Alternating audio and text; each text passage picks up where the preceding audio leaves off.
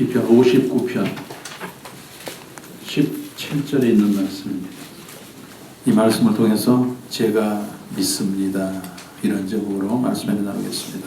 여러분, 믿는 사람들이 제일 많이 하는 이야기가 뭘까요? 믿는 사람이 제일 많이 하는 얘기는 믿습니다. 우리가 믿는 사람입니다. 믿어야 되는데, 잘 믿어야 되는데, 믿음이 없어서 매일 믿음에 대한 이야기를 합니다. 그런데 그렇게 믿음에 대해서 이야기를 많이 하는데 왜 믿음의 결과 또 믿음의 열매 이런 것은 별로 얻지 못하고 살아갈까요? 그렇게 믿음 하는데 믿음에는 결과가 있다고 말씀을 드렸는데 왜 믿는다고 이야기하는데 믿음의 결과를 얻지 못하고 살아갈까요? 그 이유는 믿는다고 말은 했는데 안 믿어서. 믿는다고 말은 했는데 잘못 믿어서. 믿는다고 말은 하지만 덜 믿어서. 그렇기 때문에 믿음의 결과가 우리들에게 임할 수가 없는 것입니다. 그 모든 것들을 차지하기 위해서는 반드시 뭐가 있어야 된다고요? 믿음이 있어야 된다. 젖과 꿀이 흐르는 가나안 땅. 이스라엘 백성들이 그렇게도 원하고 430년 종살이하고 그 이전에 조상에게 주었던 하나님의 약속의 말씀을 부여잡고 평생 대대로 가고 싶었던 그 소망의 땅. 마음속에 가지고 있었지만 그 가나안 땅을 차지한 사람은 어떤 사람이었다고요? 거기까지 간 사람이 차지한 거예요. 거기까지 간 사람이. 그 다음에 이제 제가 여러분에게 여쭤봅니다. 누가 거기까지 갔어요? 그렇죠. 믿음의 사람이 간 거예요.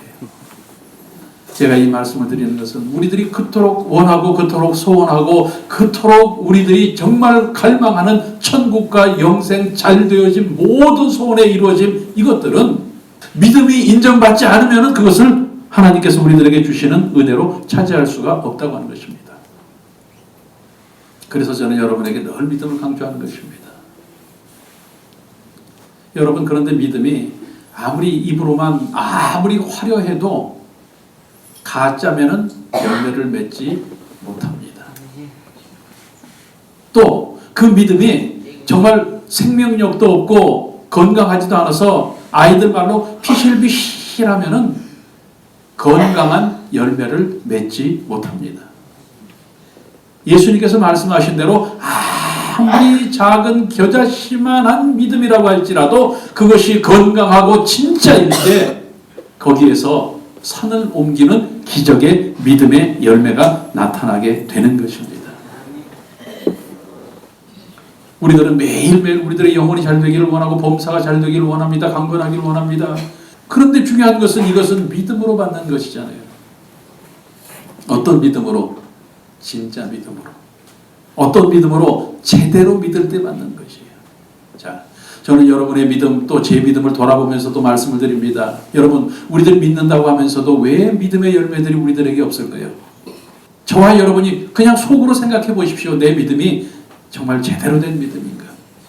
내가 정말 잘 믿었는가? 내가 잘못 믿지 않았는가? 내가 덜 믿지 않았는가? 내 믿음에 생명력이 있었는가? 다시 말씀드리지만 그것을 통해서 여러분 무슨 점수를 먹이는 것도 아니고 아무것도 아닙니다. 그 믿음을 통해서 저는 여러분들이 다 원하는 대로 영혼이 잘 되고 범사가 잘 되고 강건한 놀라운 은혜와 결과를 얻기를 원합니다. 그래서 우리들이 입술로 고백하는 믿습니다. 믿습니다. 제가 믿습니다. 제가 믿습니다 하는데 그 여러 가지 믿음의 고백 가운데서 가장 핵심적이고 가장 중요한 믿음의 고백, 다시 얘기해서 꼭 이렇게 믿고 살아야 될 세 가지를 오늘 여러분에게 말씀드립니다. 첫 번째로, 하나님께서 나의 힘이 되신 것을 믿습니다. 성경에 있는 말씀이에요. 자, 힘이라고 하는 건 뭐예요? 힘은 원동력, 원천이 되는 것도 있고, 또 힘은 가게 하는 추진력이 될 수도 있고, 힘은 그것을 통해서 무엇인가 완성하게도 만드는 거예요. 힘이 없으면 아무것도 할 수가 없어요. 힘을 영어로는 에너지라고 하기도 하고, 또 어떤 것은 또 우리가 흔히 이야기하는 배터리, 이렇게 이야기도 하잖아요. 자, 여러분 요즘에 많은 시계나 많은 곳에 다 그런 이 건전지들이 들어가는데 그것이 없으면 어떻게 돼요? 아무리 좋은 시계라고 할지라도, 아무리 좋은 것이라고 할지라도 그것이 없으면 가다가 딱 서버리는 거예요. 아무것도 아니에요. 그런데 새로운 건전지를 사서 집어넣기만 하면은 이게 또 착착착 돌아가는 거예요.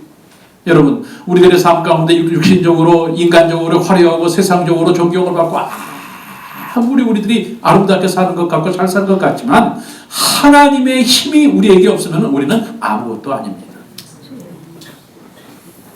더 강하게 이야기하면 하나님이 계시지 않는 우리들의 삶은 희재입니다. 그렇기 때문에 저와 여러분이 오직 하나님을 의지하는 믿음을 통해서 저와 여러분이 그 힘을 얻고 모든 것을 살아갈 수 있기를 주님의 이름으로 축원합니다.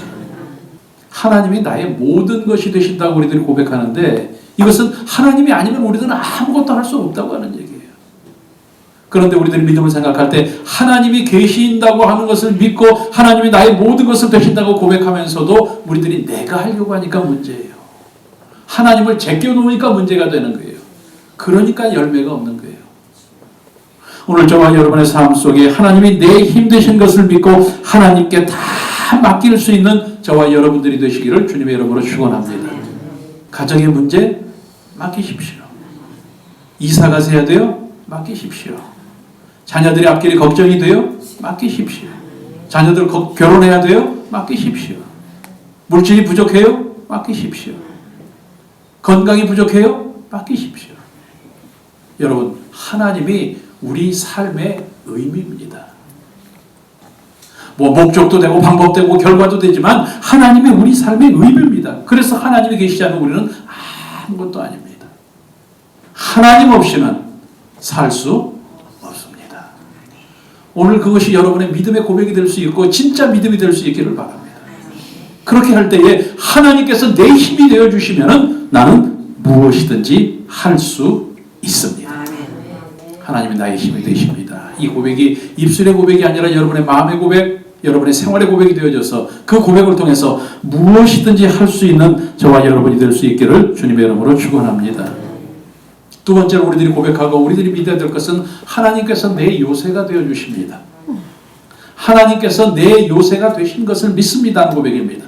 여러분, 요새라고 하는 것은 무엇입니까? 적이 공격할 때에 그 공격을 막기 위해서 튼튼하게 쌓아놓은 그런 어떤 방어벽 같은 것, 보호소 같은 것, 방거호 같은 것, 이런 것 아닙니까? 여러분, 세상의 요새도 그렇게 안전하다고 생각하는데 하나님의 요새는 더 안전한 줄로 믿습니다. 하나님의 요새는 정말 모든 공격으로부터 안전한 삶을 살게 만들어 주시는 줄로 믿습니다. 그래서 우리들의 삶 속에 문제가 있고, 그래서 우리들의 삶 속에 병마가 우리들을 찾아오고 환난과 풍파가 있을 때에 그 공격으로부터 안전할 수 있는 것은 물질도 아니고 권세도 아니고 다른 사람의 어떤 능력도 아니고 내 경험도 아니고 오직 하나님의 뒤에 숨는 것입니다. 하나님께서 내 요새가 되어주실 때 우리는 그 가운데 들어가서 편안함과 안전함을 누리게 되는 것입니다. 그래서 예수님을 믿는 사람은 철저하게 예수님을 의지하면서 살아야 돼요. 예수님을 의지한다고 하는 것은 예수님한테 기댄다고 하는 이야기잖아요. 우리가 예수님한테 어떻게 기대요? 기도로 기대는 거예요. 기도로. 오직 예수님의 이름으로 기도하고 그 기도를 통해서 믿음으로 예수님과 동행하면은 우리는 안전할 수 있어요. 예수님과 함께 있으면 안전하기 때문에. 기도는 예수님과 우리와의 강력 접착제예요. 여러분, 강력 접착제 써보셨어요? 손에 묻으면 어떻게 돼요? 잘 안 떨어지는 게 아니라 이거 참 고민이 되잖아요. 그런데 기도하면은 예수님과 그렇게 착 붙을 수가 있어요. 기도를 통해서 우리는 예수님의 뒤에 숨을 수가 있어요. 몸을 숨길 수가 있어요. 기도가 예수님의 요새에 들어가는 길이기 때문에 오늘 저와 여러분, 그래서 기도함으로 말미암아 저와 여러분의 모든 삶 가운데 저와 여러분이 안 되기를 원하는 모든 환경 속에서 보호받고 사는 우리들이 되기를 주님의 이름으로 축원합니다. 마지막 세 번째로 저와 여러분이 무엇을 믿어야 될까요? 오늘 성경이 말씀합니다. 하나님께서 나를 긍휼히 여겨주시는 것을 믿어야 돼요. 긍휼히 여겨주신다고 하는 것은 불쌍히 돌보아 주시고 측은히 여겨주시고 동정하고 이런 것들을 긍휼히 여겨주신다고 말씀하고 있습니다. 한마디로 하나님께서 우리를 긍휼히 여겨주시지 않으면 우리의 삶은 버려진 삶입니다. 고아와 같은 삶입니다. 제일 외로울 때는 나 혼자 있을 때 외로워. 누가 옆에 있어도 나 혼자라고 생각하면 외로워요. 그런데 여러분, 세상의 삶 속에서도 혼자 있으면 외로움을 느끼는데 영적으로 내가 광야에 혼자 있다고 생각해 보십시오. 얼마나 외롭겠어요. 그런데 우리들이 믿는 것이 있습니다. 하나님께서 나를 고아와 같이 버려두지 아니하시고 나를 긍휼히 여겨주십니다. 나를 돌보아 주십니다. 나를 붙들어 주십니다. 나를 인도해 주십니다. 하나님께서 우리를 긍휼히 여겨주시지 않으면 우리는 마귀의 밥이 될 수밖에 없고 우리는 마귀의 하수인이 될 수밖에 없고 마귀의 종이 될 수밖에 없는데 하나님께서 우리를 보호해 주십니다. 지켜주십니다. 하나님의 영이 오늘도 우리와 함께 하시면서 성령님께서 우리를 굽어 살펴주시고 인도해 주시고 붙들어 주시는 줄로 믿습니다. 그래서 저와 여러분은 매일매일 주님만을 따라가는 삶을 살아야 될 줄로 믿습니다. 외롭고 힘들 때 주님을 따라가면은 그 말씀을 따라가면은 거기에 참 위로가 있습니다. 정말 우리들이 힘들고 고난 속에 있을 때 성령님을 따라가면은 우리는 백전백승할 수 있습니다. 그래서 예수님을 믿는 사람은 언제나 성령님으로 충만해야 됩니다.